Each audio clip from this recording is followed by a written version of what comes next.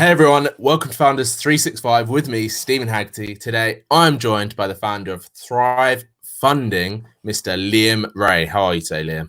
I'm very well. How are you, sir? I'm very good indeed.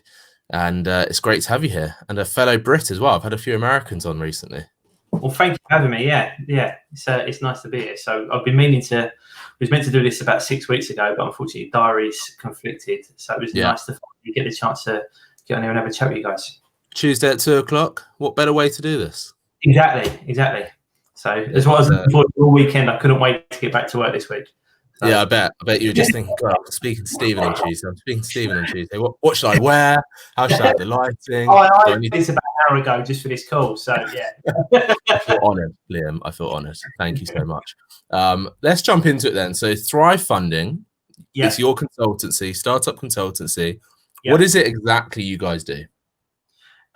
We very much partner with founders. So our target market is looking at SME businesses that are looking to raise capital. So typically founders, you probably know it from speaking to hundreds that you do in your job, they're exceptional at knowing their business and knowing what they do in their market, but it doesn't mean that they're exceptional in raising capital. But a lot of them need capital to excel their business. So the idea behind Thrive is that we step in, we work alongside that business, we become an extension of the business and effectively hold the founder's hand as they work their way through that pre-investment stage and put them into investment categories or target markets that they can go and find their investment pool and investors. So So are you linking them up with the direct investors directly or just prepping them for that? A mix of both, really. Okay. So we actually originally our model was to be in the marketplace as a crowdfunding business. We've had to pivot that to what's gone on, and for us, we took the mindset of why go and compete in a marketplace where people are doing it very well. Actually, our core strengths is helping the founders, so doing that pre-investment stage. So we have a network of fundraisers that we work with very closely. We work with obviously different crowdfunding businesses as well, and private investors. So we will identify what that business requires. So we get in early and understand even the investment structure that suits the business. Is it equity? Is it debt? How does that work? Give the advice to the founder, help them structure that investment, and then actually look to what investment pool of investors, suit them best, whether that's crowdfunding or some angels or whatever that might be. So I love it. I always love talking about founders and investing because I don't know about you, but sometimes founders come and speak to me and they're saying, hey, I need to raise X amount of money, and they don't. They don't need to raise any money. They need to start making money. It seems to be that over the last, I don't know what you would say, but I would say probably over the last 2 to 3 years, maybe a bit longer, maybe up to 5 years, the whole like raising money, raising finance, getting investment is almost just a badge of honor / like a sexy thing to do rather than like the sensible thing to do. Yeah, no, it's almost becomes business validation. We're a business, we raised X amount via this.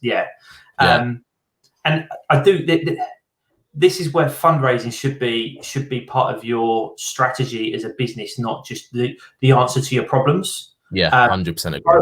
Throwing more cash at something doesn't solve it. Never, it doesn't work. You've got to be able to use that money in the right way. So that's where we kind of step in and we actually identify it. And we work with multiple businesses. I mean, one of the companies we're talking to and working with at the moment is a small film project that's focusing on doing a coronavirus documentary through to a regulated bank. So we kind of do this big spectrum. And it's what we enjoy doing, or what I enjoy doing. I get a real buzz out of that, really. Real buzz. Yeah, and that's it. It's about being in businesses, doing what you do. So let's rewind a little bit then. How did you get to founding Thrive Funding? Yeah, that's a mouthful. I started working with startups. I fell into it really about 8 years ago, working with startups. My background, I used to do recruitment, and then I started working with, I kind of got tired working for some of the bigger businesses. So I used to do some global search work for some quite big brands that you probably wear and things like that, and kind of it didn't fulfill me. No disrespect to that, but I wanted more. So I started to work with some smaller businesses and helping friends that I knew that were launching their company. And I'd even do stuff like help them with their hiring strategies and stuff like that. So, and then from there, I started to open my eyes a bit more to actually what the world of startups is, what the problem they have. And then, just kind of developed it from there and built a network out and understood people that could raise capital and investors. And it kind of organically grew out of there, really. And then the best way. Yeah, and then so I've kind of done a consultancy bit for about 8 years. I was involved in a renewable energy business that come to us and pitch an idea. So that took a lot of my attention and focus in kind of late 2015, 2016. Was successfully helped lead that fundraise for around about 12 million for that business, which is a waste to energy company. And I'd had Thrive on the back burner for probably about 18 months. And I was like, right, I need to do this. If I don't do it now, I'm never going to do it. And I wanted to go back to it.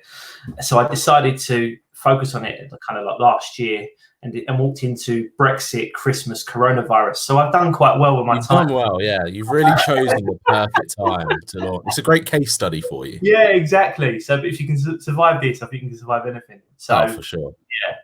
Yeah. So that, as I say, my buzz, my kick, the bit that I enjoy doing is actually providing my expertise and knowledge onto founders because I want to see their business succeed. Yeah. Good man. For you, on a personal level, what do you struggle with most running your own business? Because I think this is something that founders forget. It's super exciting. You're talking to loads of people. You're dealing with big numbers, but it's not always as easy as that, is it? No. I'm awful at delegating.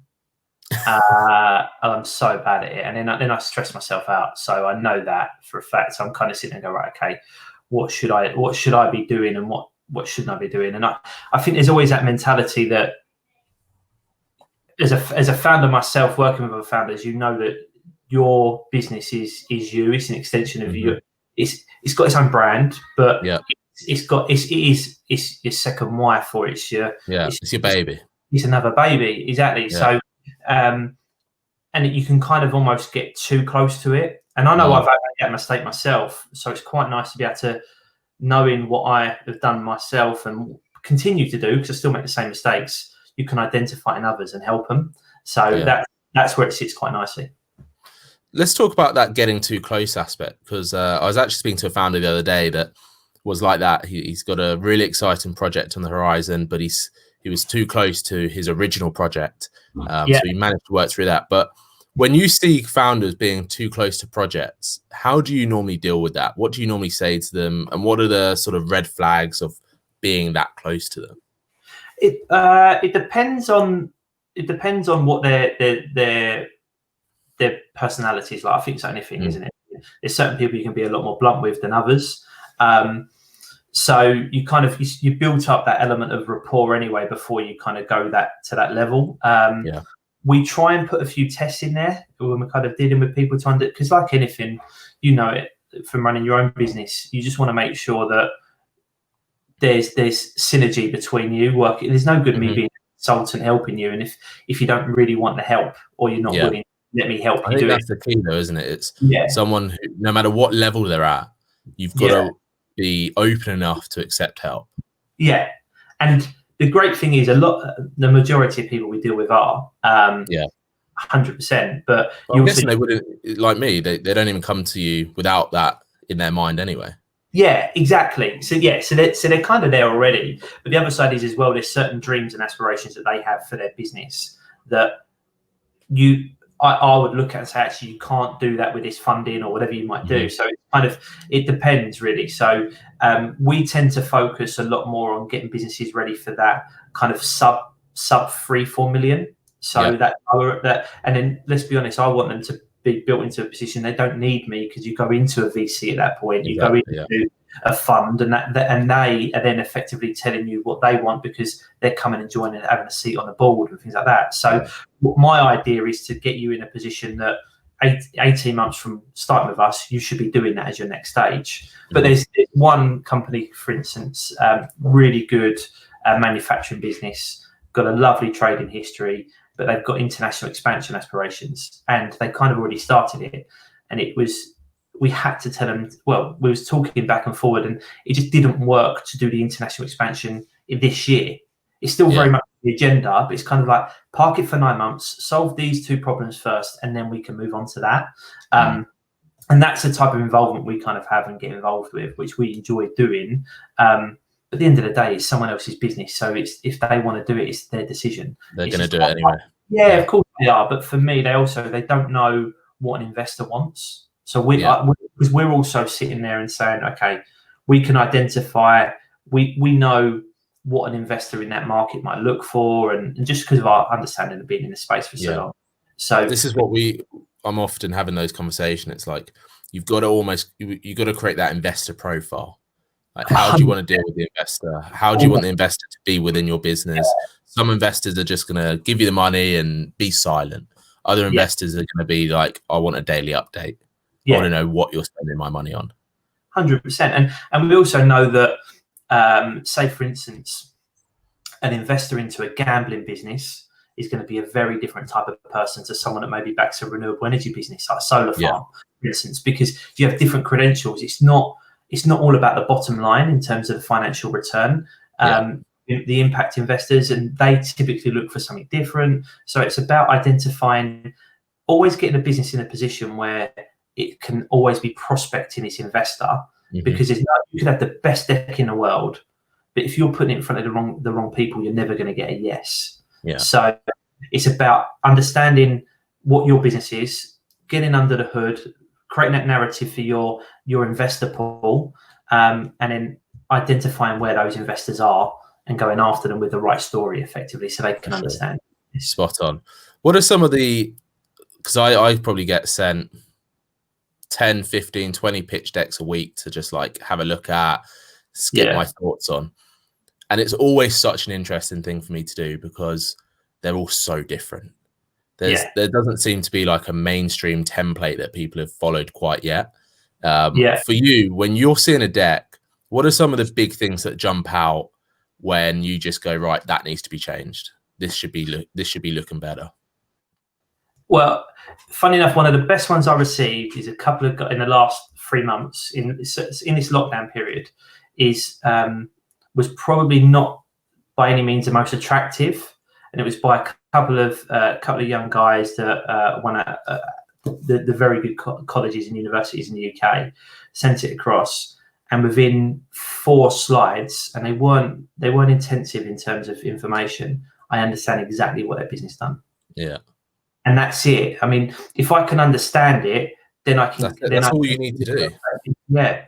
So that's why everyone talks about this problem solution. And I know it sounds really basic and simple, but if I know what your company does and the problem it's solving and how it does it, then actually the rest, when you start talking about 15 million students being able to use it, it now becomes tangible. And I can understand how you can reach that scale, because I can understand what your product does and how it's easily implemented, or your service can do. So for me, it gets back to the basics. It's that exec summary, that elevator pitch. If you had 30 seconds in an elevator with Warren Buffett, what would you say to him to make sure that by the end of the elevator ride, he wants to continue having a coffee with you in the hotel lobby, as opposed to just talking to you in the lift? And that's what I try and get across. But that takes a lot of time, because I'm guilty of it. You've got these big ideas. This is what we want to do. We do this and we do this and we do that. Try and get that into 3 bullet points that also are snappy enough to make someone very appealed and inquisitive to want to know more. That becomes a challenge. But that's the key element for me, because if you can put it in front of enough people, then you're going to have people interested, because you can see they understand what a business does. Keep it simple. 100%. Why do you think people overcomplicate? Like, it's such a theme to be for founders, and not just founders, but everyone. Like you said, you do it yourself, I do it myself, to overcomplicate the simplest things. Why do we do this, Liam? Why? Tell me the answer. I'd love to know, because I do it myself. That's what I would pitch Warren Buffett. I'll be like, I'll just not overcomplicate it. We're going to simplify the world. I don't know. For me, I think you're wired a certain way to be an entrepreneur anyway. And it's a bit. You take lockdown as a prime example. What we're kind of going through, coming to the back end of now. It creates. It's tough. It's been really hard on businesses. I'm not going to lie. It's had a big impact on our business. Yeah. I feel a positive coming out the other side, but it doesn't mean it's not been easy working our way through certain things. And we know it's had an impact on our clients. But the other side is, as well, as an entrepreneur, one thing that your mind goes crazy because you're seeing opportunities constantly. Yeah. And I think that's the shiny object syndrome. Yeah. And it's kind of, and again, because it's your baby, you're sitting there going, and we can do this and we can do that with it. And it's kind of like, okay, that is great as a plan, but gets back to that simple. What problems does it solve now? And almost what are you going to achieve in the next 18 months? Worry about you've got to do a 3-year forecast, but worry about that later. You want to get to 18 months. So that's the other side as well. Most people are raising capital to last them for 18 months. So actually, don't talk about what you're going to do in 3 years' time. Talk about what you're going to do with the money now and where that gets you. And the opportunities that opens up. Because we don't know what the world will be like in 18 months' time, because no one would have predicted this 18 months ago. So there's always that scenario. I bet there's some Wall Street banker that betted on this and made a hell of a lot of money. Yeah. There's this, or someone that's gone and stockpiled on a load of PPE or something like that, and he's doing very, very well at the moment by trading. So let's talk about that shiny object syndrome. Then, what do you do personally when you can feel yourself like looking at those shiny objects? How do you make sure you go, right, actually, no, I need to focus now. I need to focus on this specific problem or specific solution within Thrive? Quite interesting for me, because one of the first guys I worked with actually in recruitment, he made it, one of the things, he was very regimented. And it was phenomenal in terms of putting that kind of structure in place. So every day I have a day plan. I'm not allowed to I still carry this forward now. I was taught this at 18. I'm not allowed to carry it forward. I have to throw that away. So before it was on a bit of paper, and I used to have to throw that bit of paper away. And then if you keep transferring stuff across each day, then actually you're going to, you're putting it off. Now it's on the iPad. But what it does mean is I'm always looking at, right, okay, what's our next route, quickest route to a win? What's our next thing that's most demanding for a client? And that does kind of take me away from the shiny objects. But then I do also like to, if I'm honest, I've done it a lot in lockdown. I'll sit block book admin for a few hours, and I'll sit in the garden and just think about stuff. What do I want to do? And then they might create a plan out of that. But when sitting at the desk, it's kind of like, right, let's deliver what needs to be done. Because giving yourself those boundaries, isn't it? Yeah. Otherwise, I could be forever sitting there going, okay, this is what we can achieve, and this is what we could do, and do this for that person, that person. Just strip it right down, really. So from that, what is your plan for Thrive funding? What do you want to do? Where do you want to go with it? As I say, so we've pivoted away from effectively being a crowdfunder, and not trying to compete in that marketplace. So what I feel that allows us to do is take on more projects and help more businesses. So for us, it's very much a case of we can still continue to cherry pick companies that we believe will be successful. And if I'm being brutally honest, the defining factor in probably 70% of those decisions are the founders, because like anything, you back the people.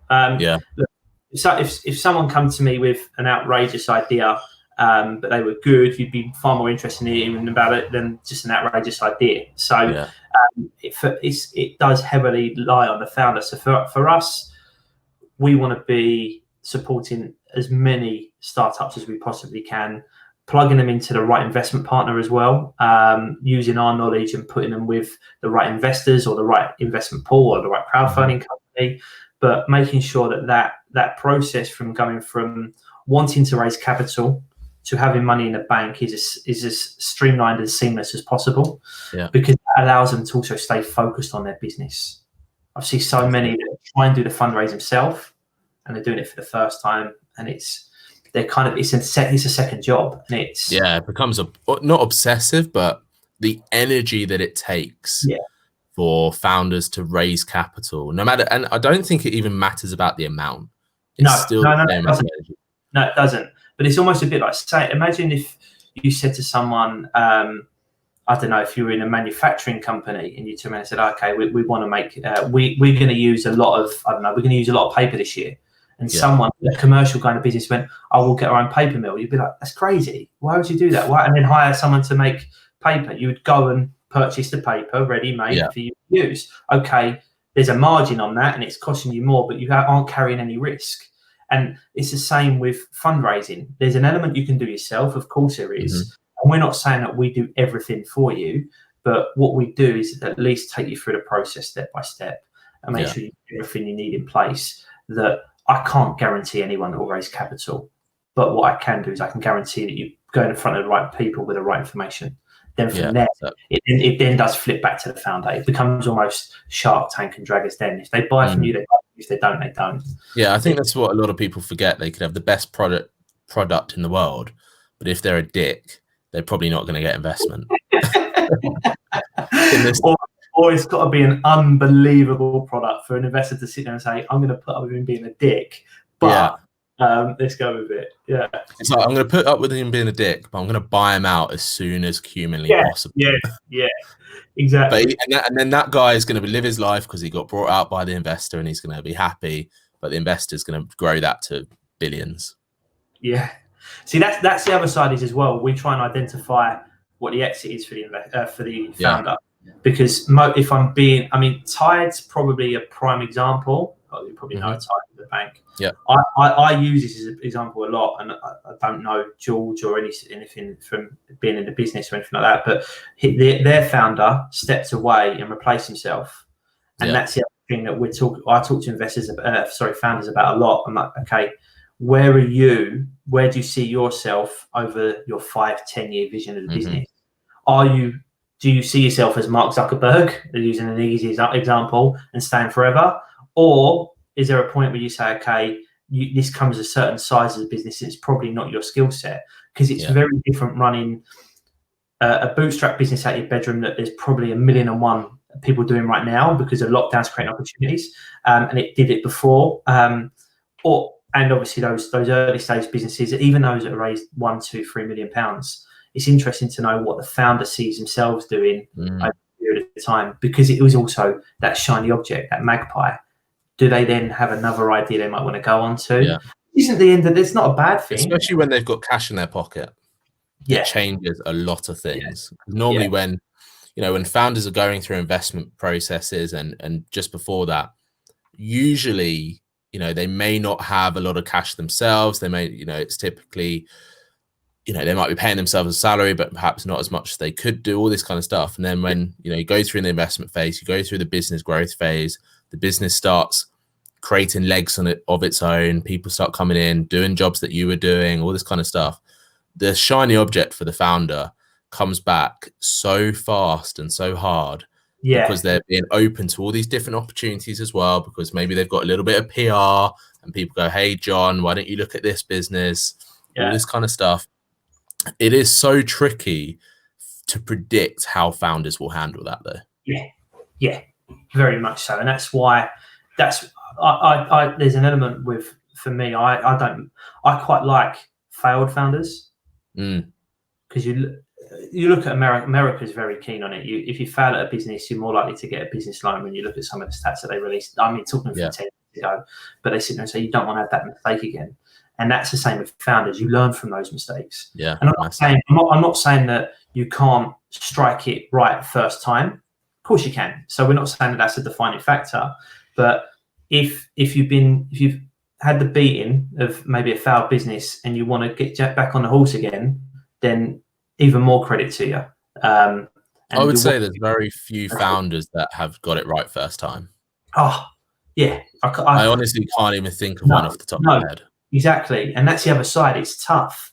It's lonely. It's everything. And that's why for us, we want to be holding the hand to a degree and saying, okay, we're here. We can provide process and structure and understanding and some advice to kind of move you along each stage, but also no, this isn't going to be easy. So if you need to give us a shout, talk to us about it. It's another person that can talk about things. So, and that's where, I mean, we've seen a lot of that's happened in the last 3 months, because everyone's in a similar boat. There's so the world was turned upside down. Yeah. Totally unpredictable. Yeah, so we've had all sorts of different conversations where we've been speaking to companies that we're helping with companies accountants that we know they're going crazy trying to do like their C-bills applications for loans, bounce back loans and what have you. So it's been a great learning curve, and I think a lot of businesses will come out the other side stronger. I really do. Oh, 100%. It's gonna filter a lot of businesses, so there will be businesses that aren't going to make it, but you could then argue, would they have ever have made it to the level they wanted to make in the first place? Yeah. I mean, we're a prime example of that. We've had to pivot in terms of where we are. Pivot is the word of 2020. Yeah. And do you know what? I say it and I hate the word because I feel I love the word. Yeah, it's funny. Yeah. It's like new entrepreneurs saying it. I'm guilty of saying it myself. But there's also there's that realism of going, right, okay, you have to be realistic all the time. Again, is this or is it not? And for me, the original route that we wanted to do with Thrive is to be more holistic, take on more, but it's just not viable. So actually, let's focus on the bit we do well, and actually where I think we add the most value, and then let's plug that into other places that do what we were going to do but do it better, and that way, actually, from another side. And again, I spoke to mentors about it myself and speak to people, and they've actually turned around and said, if you do that route, and which we're doing now, you're almost providing a better service to our clients. Yeah. They're getting the best of both now. Do you see what I mean? And as a founder yourself, it's a lot more exciting being able to look and help all those different projects, all from different industries, different stories, different founders, all that kind of stuff. It keeps you as a founder excited about your own business. Yeah, I mean, it's funny because although we're trying to grow businesses, I've got no ambitions of being a CEO of a 300-person business. That just doesn't suit my skill set. That's one of the qualities that you need as a founder. You need to know what you want. Yeah. So I love that, working with businesses typically in their first 3 years, and kind of how can we take that forward? I don't love, if I'm honest, dealing with the ones that are it's nothing more than an idea. It's kind of like go and do something first. Formulate the idea, Get some kind of minimum viable product. Have that kind of. I don't like seeing people raise too early. No, I completely agree. So it's kind unnecessary. Go. There's a reason they call it family and friends round. Go do what you need to do to have that blood, sweat, and tears in it, and then you're ready. Because then I think you can sit. I'm just one of those. You've got to sit in front of an investor, look in the whites of the eyes, and go, "I'm all in." So you've got to back it. Don't. Do you know what I mean? You know that founder's really, really backing that business, and then you don't have the shiny object issue as well as much. Exactly. Where do you see the opportunities coming out from the crisis that's happened? In terms of funding and businesses, are there any ones that jump out at you and you just think that's going to stay around for a long time? It's funny. I think you can see certain businesses are going to struggle more. So I think the commercial office space market is going to take a big hit. I think that's a daily conversation in the Founders Elite Mastermind that I run. It's like commercial. It's not happening. It's going to change. And I mean, we talked to some suppliers of ours, and they're a very nice size. They've done tens of millions in terms of funding themselves, and we're talking to them about a data provider, and talking to them about their model. And they turned around and said they're probably not going to look to go back to commercial office space because they've seen productivity increase from working from home. So I can really see certain markets obviously taking a hit, but then that creates opportunities. So there's other markets that will just come back as if they needed to. So I mean, we do a bit in renewables, so renewables is going to stay pretty consistent. Yeah, that's always going to be good. I mean, we don't tend to do too much. It's not my speciality, and not that my kind of excitement for B2C products. So a lot of things that alcohol, clothing, we don't tend to focus a lot on that kind of that drink and that's kind of space. we focus more on B2B businesses. So you can just see that starting to kind of move as obviously we're coming back. So it is interesting. I think, yeah, like I say, you'll see more businesses, more industries take a hit and change their mentality. Then a lot will go back to as they were. That's just, I think there's a lot of businesses that are probably kicking themselves for not implementing things like work from home a couple of years ago. Yeah. I mean, we're looking at it from doing our own recruitment drive at the back end of this year, and we've gone from having a model where we're sitting there saying, okay, well, look, we'll try and do. I like the idea of being flexible working anyway, so I don't believe that someone should take a day off because they're getting their sofa delivered. Let's be honest, no one wants to sit around all day because their sofa's been delivered. Why don't you work from home? I've got no problem with that anyway. So, but it's quite funny because now we're sitting there saying, actually, does that change? And actually, we're talking about flipping its head and going, rather than work from home at least one day a week, why not work from an office one day a week? Yeah, exactly. Just have like a team meeting one day a week and then just get on with it. And that's how I could probably see. I mean, I've previously rented space in Fora, which they're great.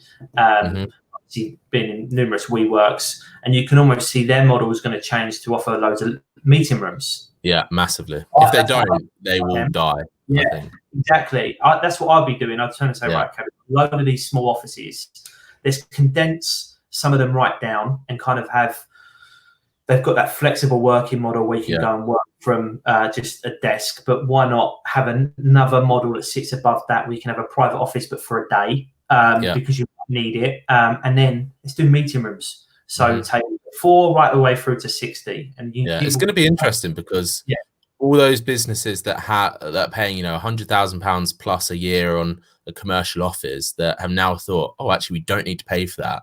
I think, WeWork were really struggling before this anyway, with all the drama and that. If we were going to talk about a crazy founder, he would definitely be one of them, just to be interesting character. But it's almost like this whole situation could be a huge blessing for WeWork if they play it right. If they come out of this and offer, those companies that are paying that $100,000 plus a year for a 100-person office, they could just go to them and say, look, we'll give you, open access to WeWork for all your employees for this price. Yeah. And it's just simple. This is how we can do it. You get this meeting, and you kind of, I haven't been in one for a while, but we mentioned before we jumped on the call, Regis. I mean, Regis used to be a nightmare for obviously charging you per 5-year contracts and all that stuff. Like per second that you was in a meeting room. And that's just got to die. I think that industry is you're gonna. Regis still make you pay for the coffee, so I'm not sure. I'm not sure they've learned all their lessons yet. No. What I mean is that can't. You'll never get away with that now. I don't feel. No. I think WeWork really disrupted the shared space and it just showed how Regis was sort of like, you walk into Regis building, it's just a white wall with a brown door. You walk into a WeWork building and there's plants, there's great lighting, there's atmosphere, there's beer on tap, all these other entities that they've thought, what do people want? There's like-minded people in the same room. Whereas Regis is very much very sectioned. Yeah. Whereas actually you could walk into a WeWork or Fora or some of the others and there's that community that they're trying to build is the right type of term, because actually there should be shared value in the residents. So if they play that right, they should actually be able to do that even better now. But that will be an interesting space, how that develops, because I think you're going to look and people go, well, actually, I'm saving probably 2 hours a day on travel. I'm saving if more than that, man. Yeah, I'm saving a fortune on the travel anyway. Yeah. So the time and money is 2 major factors anyway at the best of times, and that's going to change. And everyone I'm talking to is more productive at home. And it's the quality of time as well. People are spending more time with their kids, their family. They're realizing, I think, if for those companies that have gone from hey, you can work from home for now, but starting this week, a lot of companies have already started. It's back to normal. You've got to go in the office. I think from a recruiter's point of view, I think in the next month to 6 weeks to 3 months, there's going to be a huge talent pool that have gone back to work and gone, you know what, I didn't really like my job as much as I thought I did. I prefer spending time with my kids. I thought I prefer spending more time in the office than seeing my kids. Actually, it's the other way around, right? There's going to be a huge dropout of people going, you know what, I want to work with a business that sees value, sees my values, respects them, treats me like a human, rather than being like, hey, you got to work 9 till 6. Yeah, it'll be interesting as well how that then affects with the IR35 rule that comes in next year for freelancers, because you would imagine actually if we're not going to be the only ones that have this kind of mentality. We're not talking about just London or just UK. Is this going to be easier to maybe get a job if you want to work for an LA-based business? Yeah. No, well, it's like Twitter just announced that they've closed all their offices and they're 100% remote now. So why wouldn't they do that? Why wouldn't they employ people from other areas of the world? The technology now, you can literally do that. There's Zapier as well. They have a fully remote team, and all these companies are thriving. Fully remote. That's what they're doing anyway. So they should exactly. It'd be weird if they didn't do that. Actually, it'd be weird. It's interesting because a few of my friends have been. They had jobs that were told you'll never work from home. I mean, my mum's one actually. So she's an office job that does these CRB checks, and they were told, look, never work from home. There's confidential information. She's been working from home for 6 weeks. And the argument is now invalid. Yeah, a friend of mine's a trader for a large bookmaker. They've got confidential client information. You'll never work from home. Two months ago, you can work from home, and then they told him a month ago, you don't need to rush to go back because actually this is working quite nicely. So we'll put pressure on you to have to travel, do this, do that. So actually, it does work. And I think a huge element was the trust, though. Yeah, 100%. They had no choice, so they had to trust. Yeah, you've actually seen that you can, with the right staff, you'll do well. I see this is a great opportunity for entrepreneurs. I think you'll see a lot of entrepreneurs will go, do you know what?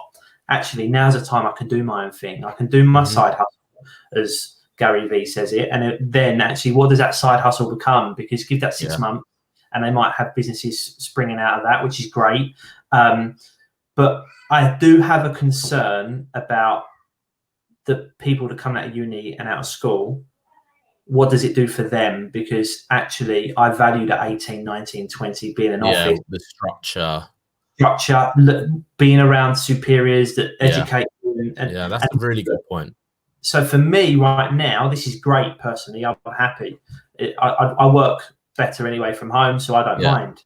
But me at 18, no. If you were gonna, if you were gonna hire an 18-year-old straight away with this in place, with like the really flexible working from home, how would you manage that? If I'm going to be brutally honest, I probably wouldn't hire an 18-year-old now. If I'm honest, because I don't know what I do. But I've been, you can go right way through my career. I'm quite prone to hiring young people. I was lucky. I was hired young and given opportunity to someone. You kind of start to relay that to other people. So different businesses I've been involved in, we've hired at different stages. And we kind of do it. I always done it more on their personality, and you give people a shot. How does that come across now? And I don't know what that is. But then also you'll find someone that's more willing to work remote now, and because they can. And on the flip side, the 18-year-olds are probably looking for the remote work. Yeah, they're probably looking for the fact that they want to work remote, being able to have the freedom, flexibility, and that kind of stuff. But if I was 18 now, I would be making sure that I never went to uni, but I think some kind of education is going to become more important because you need to have something to fall back on to justify while working remotely. So actually, they know the basic principles of X, Y, and Z. I walked out of school, I'd done AS levels and didn't really have too much to show for it. And that's the worry for me. That is a little bit of worry. But then you, like anything, you're probably the same, Steve. You're constantly trying to learn things anyway. So you're always looking to adapt and evolve. So if you're still doing that, if you're doing 18, you've got to just continue doing. And also, you've got to remember that 18-year-olds now, compared to when we were 18, the amount of information readily available to them online is insane. Yeah. So if they really wanted to, an 18-year-old could probably learn more than they would in a 3-year education at university just from YouTube. Yeah, 100%. I don't understand how you can get any homework wrong because everything's on Google. Surely, I know it's probably class of cheating, but you can at least go get the answers and understand how to work it out. So, no, I think that is definitely classed as cheating. That's almost like the definition of it, where you go online and look at the answer. That's almost. I didn't mean the answer. I didn't understand how to do it. So, so you're going to put your hand over the screen where the answer is. I don't want to look at that. Oh, wait a minute,